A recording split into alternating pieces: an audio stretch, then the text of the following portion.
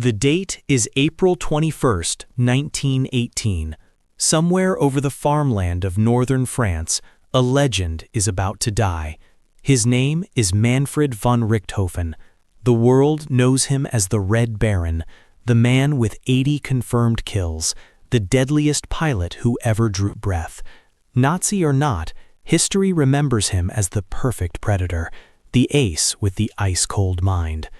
But on this morning, something shifts. He's flying low, too low. His red Fokker D.VII cuts through the mist like a knife, chasing a younger, faster Canadian pilot named Wilfred May, who's barely been in combat for days. May is terrified. His machine guns have jammed. He's a dead man flying, and the Red Baron knows it. Richthofen climbs closer. The kill is seconds away. His finger tightens on the trigger. This should be his 81st. This should be routine. But then, everything goes wrong. Within moments, the myth dies. Not in a blaze of glory, not in an impossible duel between titans, but in a mystery that will haunt aviation history for over a century. Was Richthofen killed by Wilfred May, by an Australian machine gunner on the ground, by pure accident? The truth was never settled. The evidence was shredded by war, buried by nations, and clouded by pride. Today, we uncover what really happened in those final seconds above the Somme, not the legend, the facts. Because the death of the Red Baron isn't just a story of a falling plane and a dying man, it's a story about how empire crumbles, how myths are born, and how the greatest hunter in the sky can become the hunted in moments. It's about a man who lived by the precision of numbers, 80 kills, and died in the fog of uncertainty. If you think you know how the Red Baron fell, you're probably wrong. Stick around. Let's go back. 1914.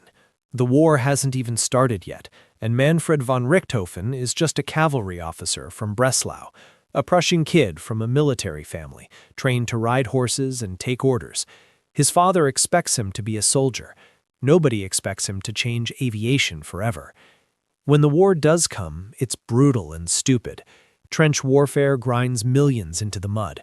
Richthofen volunteers for the air service because he's bored with the cavalry. Flying seems cleaner somehow, more honest. One man against another, skill instead of mass slaughter. His first assignment is as an observer, the guy who doesn't fly the plane. He sits in the back, takes notes, comes home. Nothing glorious, nothing special. Richthofen hates it. He wants control. He wants to be the hunter, not the hunted. By 1916, everything changes. He's transferred to fighters, real fighters, single-seat aircraft, twin machine guns. It's the Wild West up there. Pilots are learning tactics on the fly, literally. There are no rules yet, no doctrine. You either figure out how to kill before you die, or you die. Richthofen has a talent for killing. His first confirmed victory is in September 1916, a French Farman.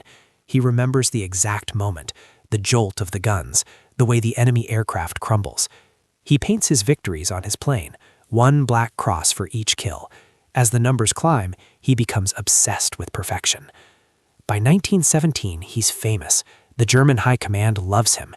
He's exactly what they need, a symbol that Germany has the best pilots, the best tactics, the best machines. They make him a squadron leader. They make him a celebrity, and Richthofen embraces it all. He decides to paint his plane red, pure blazing red, every surface. His mother supposedly disapproves, too conspicuous, but Richthofen doesn't care. Red means you can't miss him. Red means he's confident. Red means he's come to kill you, and you can see him coming. The Allies start calling him the Red Baron. German propaganda loves it. Suddenly, Richthofen isn't just a pilot. He's a myth in a red machine. But here's what historians often miss. Richthofen was methodical, almost cold. He wasn't a daredevil. He was disciplined. He'd studied engineering. He understood aerodynamics when most pilots just flew by feel. He knew his machine's weaknesses and exploited his enemies. He picked his shots. He'd stalk a target, wait for the perfect angle, then dive and fire at point-blank range, sometimes as close as 50 feet away. That's how you get 80 kills in a war where the average pilot lasted weeks. Per German military records and Richthofen's own flight logs, by April 1918, he'd become something more than a pilot. He was a system, a formula for death. The Allies feared him not because of his red paint. They feared him because he almost always won. But by early 1918, the war is turning. Germany is losing. The Americans have arrived with fresh troops and fuel. The Allies have new tactics and better tactics. The old rules don't work anymore. The sky is getting crowded, and crowded skies don't favor the lone genius anymore. Richthofen feels it. His letters home become darker. He's still winning, but it's harder now. The perfect predator is aging in a new kind of war. April 21st, 1918, starts like any other patrol for Richthofen's squadron. The Allies are hitting their aerodrome hard. The Germans need air superiority just to survive the day. Richthofen leads about 6 aircraft out in the early morning. The light is thin. The mist hasn't burned off yet. It's not the ideal condition for a predator, but Richthofen has proven himself too many times to worry about conditions. His right hand is still recovering from a wound taken weeks earlier. A British bullet had smashed through his skull, entered one side of his head, and exited the other. Most men would be dead. Richthofen was flying again within a few weeks. Per his flight surgeon's reports and Richthofen's own testimony, the injury had affected his vision and his mood, but not his instinct. Some historians argue this wound had changed him, made him reckless, made him less cautious, made him hungry for one more victory, one more confirmation, one more proof that he was still the greatest. Others say that's myth-making, that Richthofen was simply flying that day like he'd flown 1,000 other days. Below, on the ground, Canadian and Australian troops are dug in. They've been told to watch the skies. A German aircraft painted bright red. If you see it, shoot it. Orders from command. The Red Baron is a priority target. Around 11 a.m., Richthofen spots something. A British Sopwith Camel, a small, nimble fighter, piloted by a pilot he doesn't know yet, a Canadian named Wilfred May. May is barely trained. He's been in combat for about a week. He's young and fast, but he doesn't know the rules of engagement in the way Richthofen knows them. Richthofen dives toward him. May panics. He pushes his camel hard, flying low, heading back toward friendly lines. His machine guns have jammed, a mechanical failure, just timing, and he can't fire back. He's flying from a man who has shot down 80 people before him. If Richthofen catches him, May dies. There's no question about that. Now we're in it.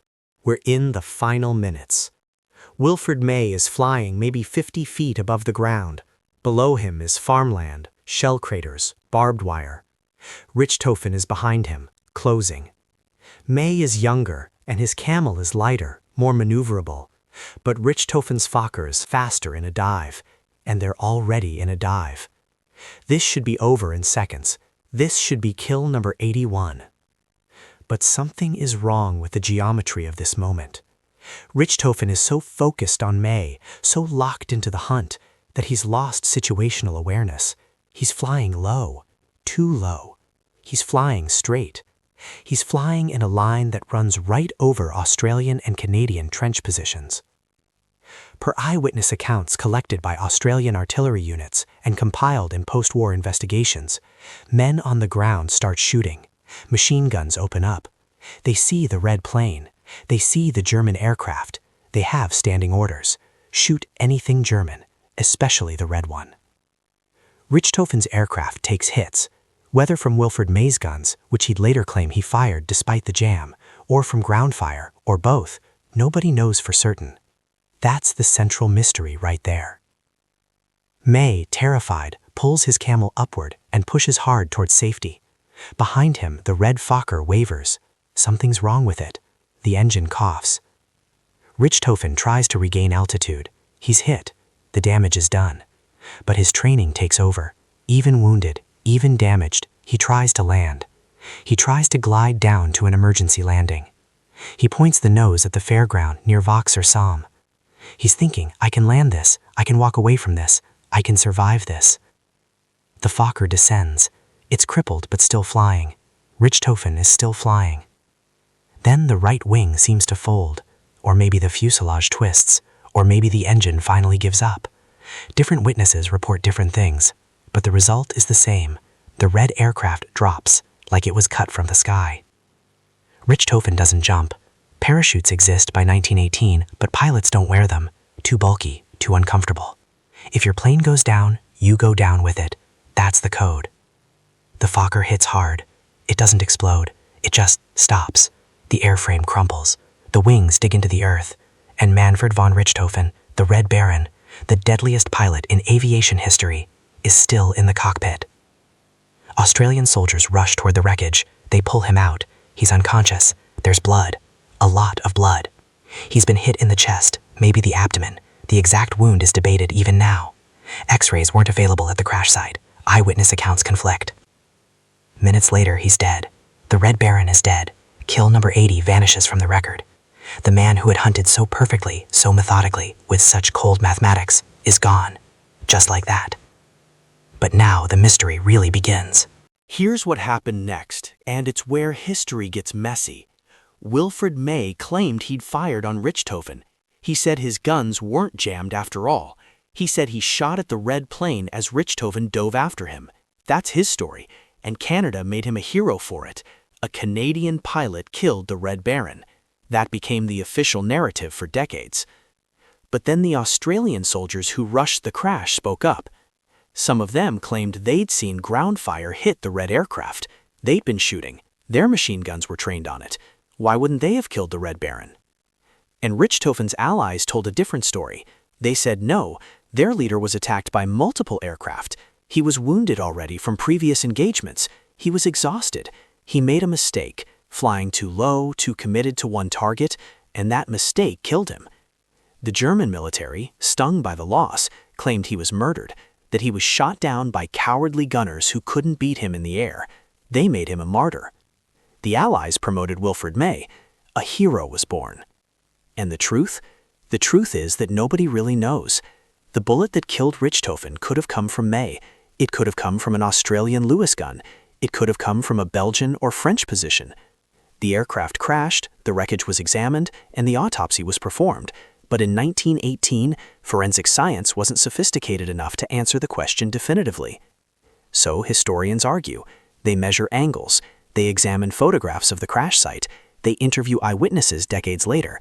And eyewitnesses remember things differently than they happened. They debate velocity, trajectory, and possibility. In 1966, a team of researchers examined the evidence and concluded that an Australian machine gunner named Robert Bowie likely fired the fatal shot. The bullet trajectory seemed to match. The position of the gun seemed to match. The timing seemed to match. But even that conclusion isn't certain. It's the best guess, the most likely scenario, but not proven beyond doubt. And here's the irony. The Red Baron, the man who lived by precision, who calculated every angle, every distance, every move with mathematical certainty, died in uncertainty. He died with a mystery attached to his name. He died without knowing that the question of his death would outlast him by over a century. Per declassified Australian war records and post-war investigation files, Richthofen's body was treated with respect. Despite being the enemy, he was given a military funeral. Officers from both sides attended. That was the code too. You respected the fallen, even if you'd been trying to kill them an hour earlier. The Allies didn't parade his body. They didn't humiliate him. They buried him with honor. Because even in the chaos of mechanized death, there was still something that looked like respect between warriors. What we know for certain, Richthofen was hit by gunfire. His aircraft descended rapidly. He attempted an emergency landing. The aircraft crashed. He died within minutes, possibly unconscious, possibly aware. What we don't know, whose bullet found him.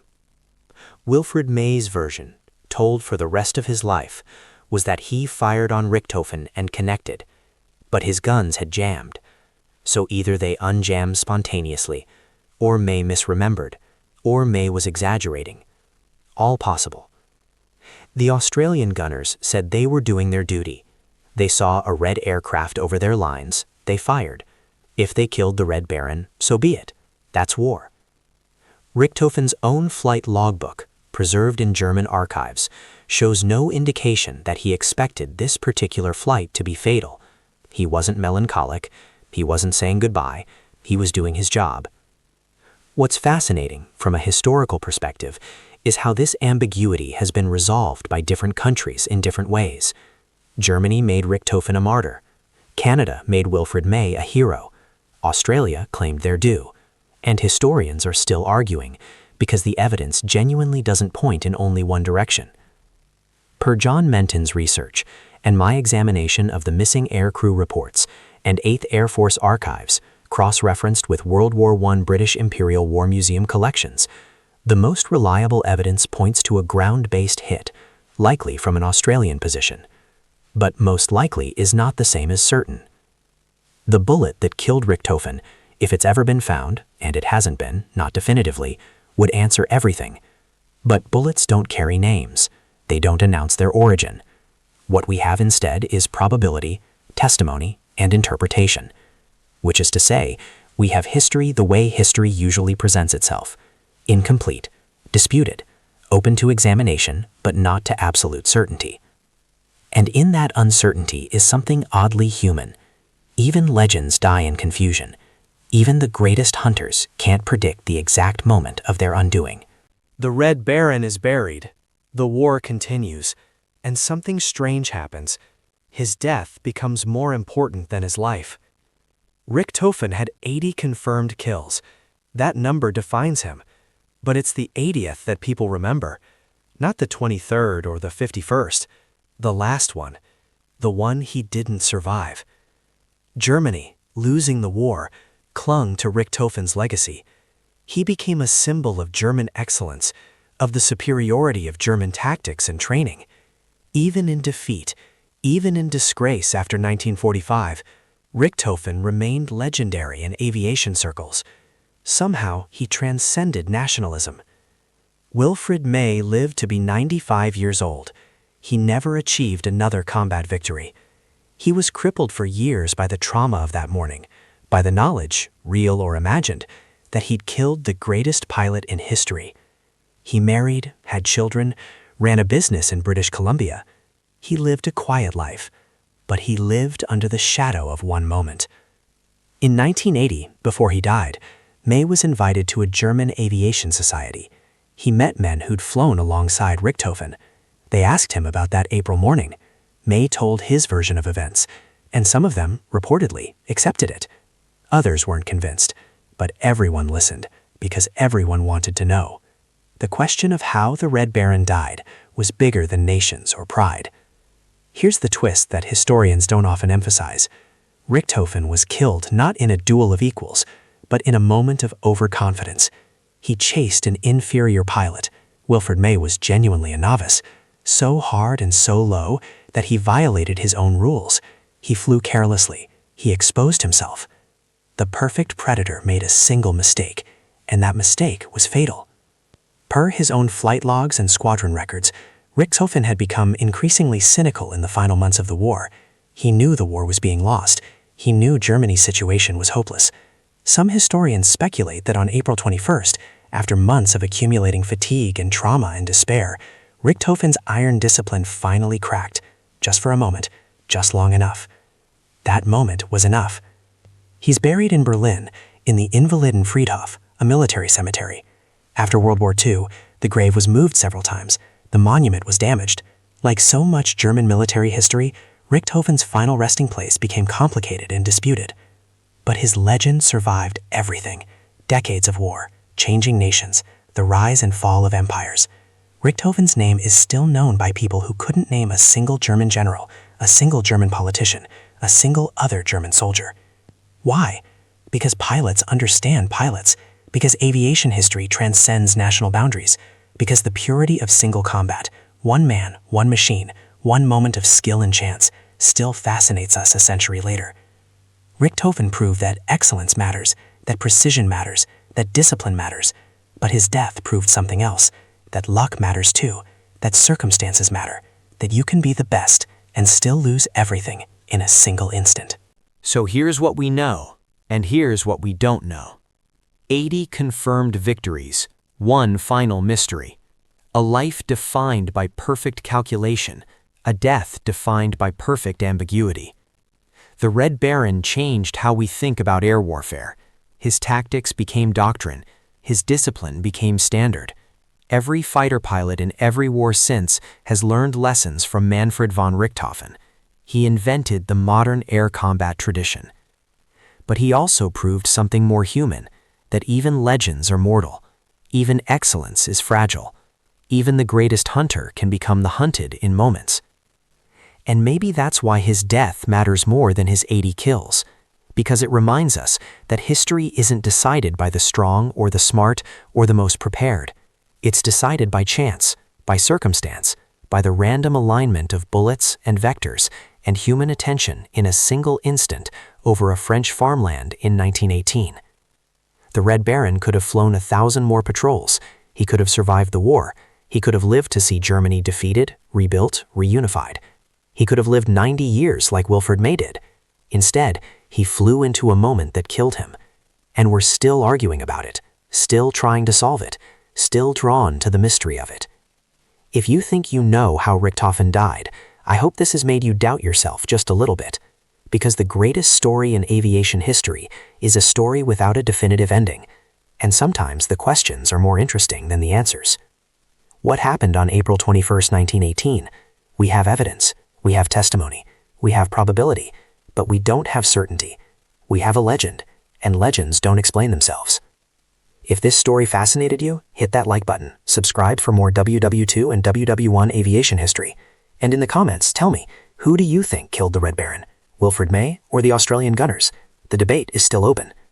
Next week, we're covering the P-51 Mustang pilot who limped home with one engine and wings full of holes and lived to become the deadliest American ace, a survival impossible by every measure. Thanks for watching. Stay curious.